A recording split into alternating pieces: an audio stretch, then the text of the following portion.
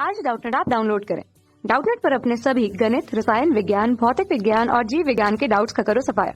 बस प्रश्न की फोटो खींचो, एक ही प्रश्न को क्रॉप करो और तुरंत वीडियो सोल्यूशन पाओ।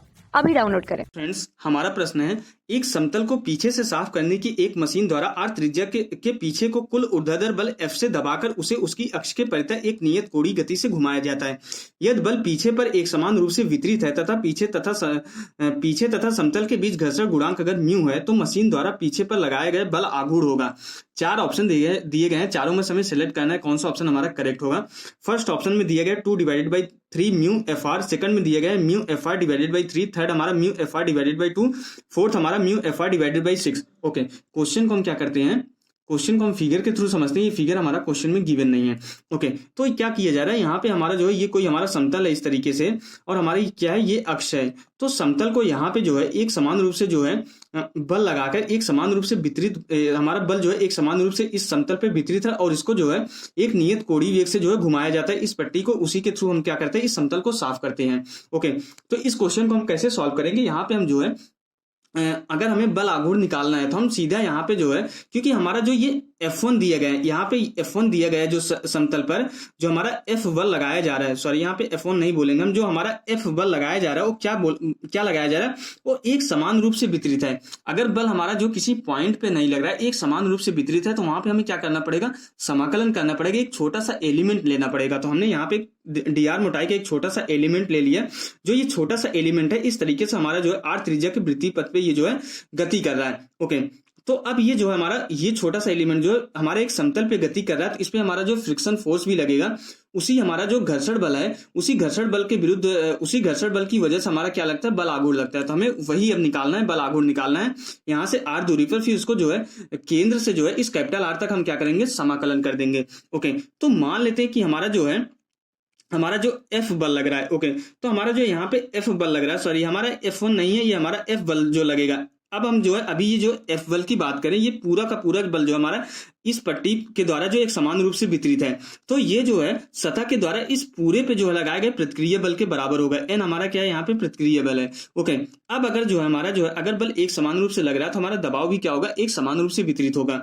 तो यहाँ से हमारा जो दबाव हो जाएगा, एकांक क्षेत्रफल पे लगने वाला जो दबाव हो जाएगा F divided by pi R square. तो सॉरी हमारा जो दबाव होता है एकांक क्षेत्रफल पे लगने वाला बल ही होता है, तो P बराबर हमारा क्या हो जाएगा, F divided by pi R square के बराबर हो जाएगा। हम यहाँ पे दबाव क्यों निकाल रहे हैं, क्योंकि दबाव के बिना हम क्या नहीं निकाल सकते, क्योंकि इस छोटे से स्मॉल एलिमेंट पे जो है हमारा बल कितना लगेगा, जब तक हमें दबाव नहीं निकालेंगे तब तक इस स्मॉल एलिमेंट पे बल नहीं निकाल सकते, क्योंकि हमारा जो F दिया गया है इस पूरे पे जो है एक समान रूप से वितरित है। ये जो हमारी पट्टी घूम रही है इस पूरे पट्टी पे एक समान रूप से वितरित है। अगर इस छोटे से एलिमेंट का अगर हमें बल लगाना है तो हमें ये दबाव निकालना पड़ेगा। दबाव क्या होता है, हमारा एकांक क्षेत्रफल पे लगने वाला बल होता है। ओके, तो अब हमारा जो है यहाँ पे जो हमारा इस स्मॉल एलिमेंट पे हमारा जो प्रतिक्रिया बल लगेगा dn हमारा कितना हो जाएगा,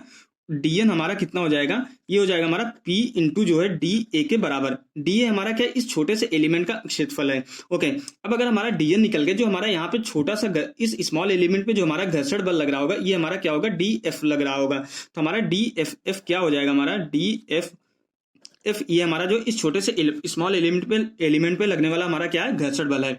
तो हमारा DFF कितना हो जाएगा, म्यू इंटू जो है dn के बराबर हो जाएगा। ओके, तो यहां से हमारा क्या हो जाएगा, क्योंकि हमें पता है कि घर्षण बल हमारा घर्षण गुणांक म्यू इंटू जो है प्रतिक्रिया बल के गुणनफल के बराबर होता है।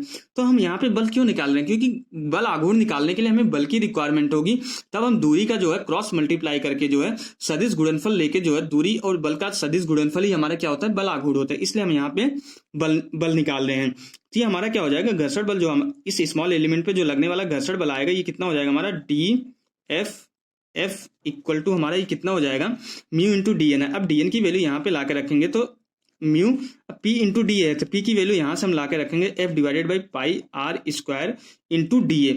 अब DA हमारा क्या हो सकता है, DA हमें इस छोटे से एलिमेंट का क्या लेना है, क्षेत्रफल लेना है। तो इस छोटे से एलिमेंट का क्षेत्रफल हमारा कितना हो जाएगा, तो इसका अगर हम क्षेत्रफल निकालना चाहे तो एक तो हमें मोटाई की रिक्वायरमेंट पड़ेगी, और यहाँ से ये छोटा सा जो पट्टी हमारी यहाँ से यहाँ तक घूम रही है पूरा, ये कितना हो जाएगा, इसकी परिधि और मोटाई दोनों का मल्टीप्लाई, ये पूरे का हमें क्षेत्रफल निकालना पड़ेगा, क्योंकि ये पूरा का पूरा यहाँ से यहाँ तक घूम रहा है।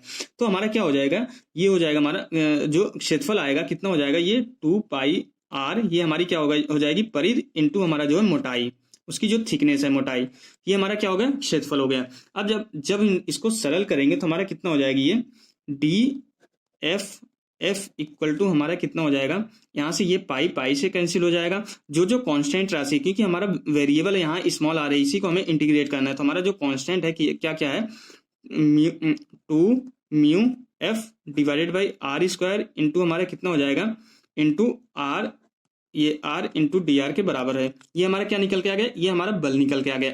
अब हमें अगर बल आघूर्ण निकालना है तो इस स्मॉल एलिमेंट की इस पे लगने वाला जो हमारा बल आघूर्ण हो जाएगा कितना हो जाएगा, ये हो जाएगा डी टाउ इक्वल टू हमारा क्या हो जाएगा, यहाँ पे वेक्टर आर क्रॉस जो है वेक्टर डी एफ एफ के बराबर हो जाएगा। ये हमारा जो है बल आघूर्ण क्या होता है, दोनों का हमें क्या लेना पड़ता है, बल और दूरी का जो है सदिश गुणनफल लेना पड़ता है, क्योंकि बल का आघूर्ण ही हमारा क्या होता है बल आघूर्ण, और हमारा ये क्या होता है बल, अगर किसी भी चीज का आघूर्ण लेना होता है तो लंबोत किसी अक्ष के परितः क्या करना पड़ता है, लंबोत दूरी का जो है सदिश गुणनफल लेना पड़ता है। तो यहाँ से हमारा डी टाउ क्या हो जाएगा, वेक्टर आर क्रॉस जो है डी एफ एफ के बराबर हो जाएगा।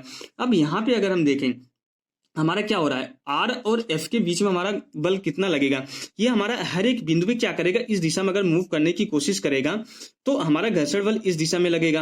अगर हमारा जो है ये हमारी पट्टी क्या कर रही है, इस दिशा में अगर मूव कर रही है ओमेगा, एक नियत कोणीय वेग ओमेगा से, तो इधर घूमने की प्रवृत्ति रख रही है, तो घर्षण बल इधर लगेगा। और जो हमारा दूरी वाला सदिश आएगा, दूरी वाला जो हमारा जो हमारा जो यहाँ से जो है आर वेक्टर आएगा, क्या आएगा इस दिशा में आएगा, तो दोनों के बीच हमारा जो एंगल बनेगा हर एक बिंदु पे 90 डिग्री बनेगा। तो यहाँ से हमारा जो है आर और डी एफ के बीच में हमारा यहाँ पे जो थीटा आएगा वो कितना आएगा 90 डिग्री के बराबर आएगा। तो अब हम क्या करेंगे, इस डी एफ की वैल्यू, अब हमारा ये कितना हो जाएगा, इसको अगर हम आगे सरल करेंगे तो यहाँ से डी टाउ इक्वल टू हमारा कितना हो जाएगा, इक्वल टू हो जाएगा हमारा R into D F F. अब साइन 90 की वैल्यू कितनी हो जाएगी 1 के बराबर हो जाएगी। तो हमें जो है क्वेश्चन में सिर्फ और सिर्फ परिमाण दिया गया, तो हम यहाँ पे सिर्फ और सिर्फ परिमाण को आगे कंसीडर करेंगे, दिशा को डायरेक्शन को नहीं ध्यान में रखेंगे। डी टाउ हमारा क्या हो जाएगा आर इंटू हमारा डी एफ कितना निकाले हमने, डी एफ जो निकाला है 2 म्यू एफ डिवाइडेड बाई जो है R square into R into D R के बराबर है। तो यहाँ से हमारा जो डी टाउ की वैल्यू निकल के आएगी, डी टाउ हमारा कितना हो जाएगा 2 म्यू एफ डिवाइडेड बाई हमारा आर स्क्वायर हो जाएगा, यहाँ पे जो है R square into D R के बराबर हो जाएगा। अब क्या करेंगे हम यहाँ पे, अब हम इसका समाकलन करेंगे, तो डी टाउ का समाकलन करेंगे तो हमारा टोटल बल आघूर्ण हो जाएगा, और इसका समाकलन हम कहाँ करेंगे, केंद्र से जो है कैपिटल आर दूरी तक करेंगे। तो ये कितना हो जाएगा हमारा, ये टाउ इक्वल टू हो जाएगा हमारा, टाउ बराबर हो जाएगा 2 म्यू एफ डिवाइडेड बाई हमारा जो है कैपिटल आर स्क्वायर, और इसका समाकलन करेंगे तो यहाँ से एक्स की पावर एन का फॉर्मूला यूज करेंगे, तो ये कितना हो जाएगा आर क्यूब डिवाइडेड बाई जो है हमारा 3 इंटू हमारा जो है 0 से जो है कैपिटल आर तक हो जाएगा। अब इसके बाद हमारा क्या हो जाएगा, हमारा जो बल आघूर्ण निकल के आएगा टाउ बराबर 2 mu F divided by R square into यहाँ पे लिमिट रखने के बाद ये क्या हो जाएगा आर क्यू डिवाइडेड बाई 3 के बराबर हो जाएगा। जब इसको हम सरल करेंगे यहाँ से आर स्क्वायर हमारा आर स्क्वायर से कैंसिल हो जाएगा, सिर्फ और सिर्फ एक आर बचेगा हमारा। तो हमारा ये टाउ बराबर क्या हो जाएगा, टाउ इक्वल टू हो जाएगा हमारा 2 mu F R 2 divided by यहाँ पे 3 हो जाएगा। तो जो हमारा आंसर निकल के आएगा क्या आएगा 2 divided by 3 mu F R के बराबर हो जाएगा। तो हमारा क्या हो जाएगा, यही आंसर हो जाएगा। अब देखते हैं हमारा चारों ऑप्शन में से कौन सा ऑप्शन यहाँ पे मैच कर रहा है। तो यहाँ पे हमारा जो फर्स्ट ऑप्शन है ये मैच कर रहा है, इसलिए हमारा फर्स्ट ऑप्शन क्या हो जाएगा, राइट ऑप्शन हो जाएगा। Okay, thank you. कक्षा 6वीं से 12वीं से लेकर नीट, IIT, JEE वो एडवांस के लेवल तक 1 करोड़ से ज्यादा छात्रों का भरोसा। आज ही डाउनलोड करें डाउटनेट ऐप या व्हाट्सएप करें अपने सारे डाउट्स 8400 400 400 पर।